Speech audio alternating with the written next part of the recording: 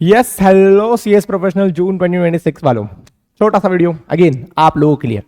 बहुत सारे बच्चों का मुझे मैसेज आता रहता है कि सर ईएसजी या स्पेसिफिकली सीएमएडीडी बहुत सारे पॉइंट है सर, बहुत सारे पॉइंट है, कितनी भी बार याद कर लो, नेक्स्ट रिवीजन को बैठते तो ऐसा लगता है कि यार फिर से रिस्टार्ट करना पड़ रहा है, कहीं ना कहीं पे फिर से मेहनत डालनी पड़ रही है। Is it normal sir? क्या हम कुछ गलत कर रहे हैं क्या? Answer is no, it is very normal.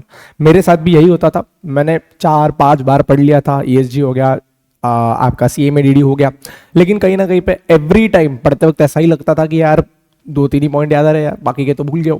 तो वो तो आपका धीरे धीरे इंप्रूव होगा। The reality is, the beautiful reality is, आपको ये सारे के सारे पॉइंट बस एक ही दिन याद आने चाहिए, और वो है पेपर का दिन, और वो हो जाएगा। वो आपने एक दिन पहले रिवाइज किया होगा, इतने 4-5 रिवीजन किए होंगे, उसमें वो याद आ जाएगा, उसका टेंशन मत लो। पेपर में जाके रिवीजन करके जाओगे, वो 5-6 पॉइंट याद आ जाएंगे। आपको प्रॉब्लम कहाँ पे हो रहा है? आपके दूसरे रिवीजन और पहले रिवीजन के गैप में जो टाइम आ रहा है, उसमें आप उन पॉइंट्स को रिकलेक्ट नहीं कर पा रहे हो, क्योंकि ह्यूमनली पॉसिबल ही नहीं है सारे पॉइंट्स याद रखना। That is the reality. आपको बस क्या है, आपको बस इतना इंश्योर करना है कि पेपर के पहले जब पढ़ रहा हूं तब, और अगले दिन जब पेपर होगा तब याद आ जाना। यही रियलिटी है ना।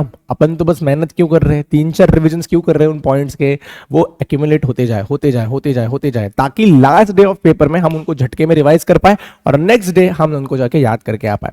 और फिर बाद में जीवन में नहीं आता है तो भी क्या ही फर्क पड़ रहा है। तो वेरी नॉर्मल है, टेंशन मत लो, उसका लोड मत लो कि सर याद नहीं हो रहा है, 2-3 बार रिवाइज कर चुके फिर भी अभी क्या अलग करे।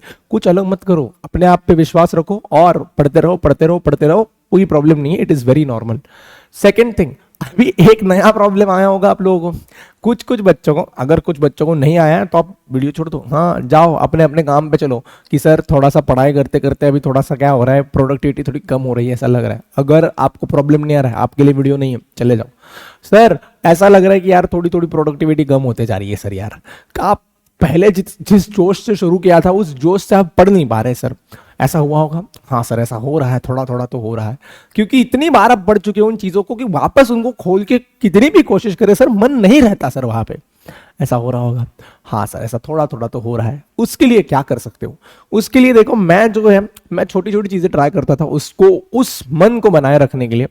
एक तो क्या है, ब्रेक्स लेता था बीच बीच में। हाँ ब्रेक लेना मतलब ब्रेक में जाके 1 घंटा 2 घंटा ब्रेक नहीं, 2 घंटे का स्लॉट है, 2 घंटे पढ़ाई की, 10-15 मिनट का ब्रेक ले लेता था। अब उस 10-15 मिनट में मैं गाने सुनता था, कुछ मोटिवेशनल सुन लेता था, 2-4 रील्स देख लिए। हाँ बट ब्रेक को कभी भी एक्सटेंड नहीं करता था। जितने मिनट्स का एग्री किया है, जितने मिनट्स का डील हुआ है मेरा खुद के साथ, उतने तक ही ब्रेक रहेगा। या फिर घर में चल लेता था, या फिर वो टेनिस का बॉल होता था घर में, उस टेनिस के बॉल को दीवार को मारता था, पकड़ता था, दीवार को मारता था, पकड़ता था, 5-10 मिनट टाइम पास कर लिया, जाके फिर से पढ़ाई को बैठ गए। उससे थोड़ा फर्क पड़ सकता है। दूसरा एक ऐसा है कि सर टेस्ट दे दो, टेस्ट का टारगेट बनाओ, टेस्ट की वजह से ही क्यों ना हो आप थोड़ी पढ़ाई करोगे और वो सीरियसनेस आपको बना हुआ रहेगा। ये एक ट्राई कर सकते हो सर। और एक क्या कर सकते हो, और एक है change the sequence of studying. एक इंटरेस्टिंग एक खराब चैप्टर, एक इंटरेस्टिंग एक खराब चैप्टर, इस सीक्वेंस को भी बिल्ड कर सकते हो। मैं तो मैक्सिमम टाइम ईएसजी और आप क्या कह सकते हो, बाकी कोई भी सब्जेक्ट हो, ड्राफ्टिंग हो, कोई भी सब्जेक्ट हो, एक खराब चैप्टर एक अच्छा चैप्टर, एक खराब चैप्टर एक अच्छा चैप्टर, इस सीक्वेंस में चलता था। तो जिससे क्या होता था, कहीं ना कहीं पे उस सीक्वेंस से मुझे मोटिवेशन बना रहता था। या फिर मैं और एक चीज जो कर सकता था या करता था रादर वॉज कि सारे के सारे जो बुरे चैप्टर्स है, बहुत ड्राई चैप्टर्स है, जिनमें मन नहीं लगता यार बाद में जाके पढ़ने का, जब एंड आने लगता है तो ऐसा होता है कि इनसे नहीं पढ़ा जाएगा, और उसमें ही सबसे कम प्रोडक्टिविटी रह जाती है। तो उन ड्राई चैप्टर्स को सबसे, जब माइंड फ्रेश होता था, सबसे पहले जो पढ़ सकता हो उनको निपटा देता था। फिर जो इंटरेस्टिंग चीजें थी उनको सबसे एंड में लेके जाता था। इससे भी बहुत फर्क पड़ता है। जो इंटरेस्टिंग चीजें है ना, मन अपने आप कुछ ना कुछ करके उसके अंदर इंटरेस्ट बना ही लेता है। तो आप ऐसा भी कर सकते हो कि ड्राई को पहले खत्म करो और इंटरेस्टिंग को शाम करो, प्रोडक्टिविटी बनी रहेगी और टाइम निकल भी जाएगा, कोई समझ में भी नहीं आएगा आपको।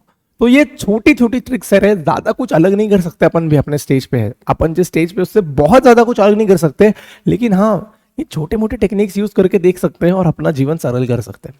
आपको भी वही करना है। चलो फिर यार लोग, ऐसा ही और वीडियोस के साथ मिलते रहूंगा आपके साथ बहुत बहुत जल्दी।